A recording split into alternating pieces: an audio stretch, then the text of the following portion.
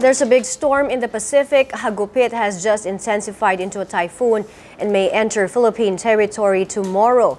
Let's see, where exactly is this typhoon headed? We have Ina Andolong reporting from the PAGASA Weather Center. Hi, Ina. So will Hagupit make landfall in the Visayas, or are chances still high that it will recurve?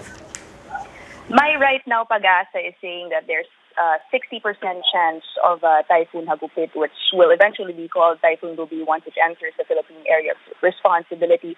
Again, a 60% chance of it making landfall for now. Right now, Typhoon Hagupit is at 1,543 kilometers east of Davao City. It is expected to enter the Philippine area of responsibility at around 8 in the morning tomorrow, and as I said, at which time it will be called Typhoon Ruby.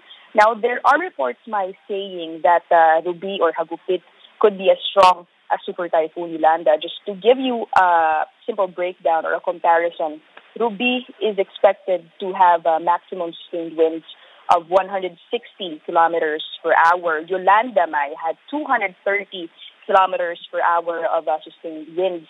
As for comparison in the expected storm surges, Ruby is expected to cause 3 to 4 meters high of storm surges. Yolanda had storm surges as high as 7 meters. Now, these numbers may be far from each other. However, weather forecaster Alzar Aurelio said it is still a very strong storm. Ruby, in particular, now whether or not it makes landfall, the strength Ruby is enough to uproot trees, take down posts, and definitely destroy roofs. PAGASA right now is looking at 2 possible scenarios. Ruby could make landfall on Saturday afternoon or evening and affect eastern Visayas, particularly eastern Samar, and also possibly make landfall in parts of northern Mindanao. The other scenario, which you just mentioned earlier, is that it will recurve towards the north, going to Japan and not make landfall. However, if that's the case, it will still definitely affect Visayas and also the Bicol region and cause moderate to heavy rains over eastern sections of southern Luzon and Visayas. However, again, whether or not it makes landfall, the damage or the strength of Ruby is definitely very strong. There are warnings of flash floods in low-lying areas, landslides as well. Coastal waters along the eastern seaboards of Luzon and Visayas are expected to experience rough seas and definitely would make it difficult for all types of sea vessels to travel. Now, Ruby or Typhoon Hagupit is still quite far from the country, and once it enters Philippine territory tomorrow, PAGASA could give us a better idea of, again, how strong it is and more specific details on the track it will be taking tomorrow. For now, as I mentioned, weather forecasters are saying that there is a 60-40 chance of it making landfall. Nice? So, Ina, it's more likely now that Typhoon Hagupit or Ruby will take a west-northwest track and head for the Visayas. So is PAGASA taking a closer look now at Tacloban or Samar and other areas there previously hit by Super Typhoon Yolanda, especially on the preparations in these areas?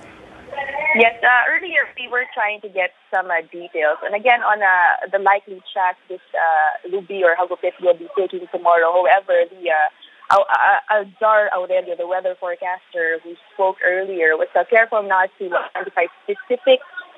As of now, he said that it is still quite far. All he can say, he says, is that it will be heading towards eastern Visayas and eastern Samar, which, as we know, was badly hit by Super Typhoon Yolanda. And preparations are advised, of course, for those areas, especially in the coastal areas in that part of the country. Right? Ina, like you said, forecasters are saying that Hagupit will enter Philippine territory tomorrow morning. What are we expecting tomorrow? What are the effects of this typhoon, and what provinces will be affected starting tomorrow? Or will the effects of this typhoon be felt by Friday?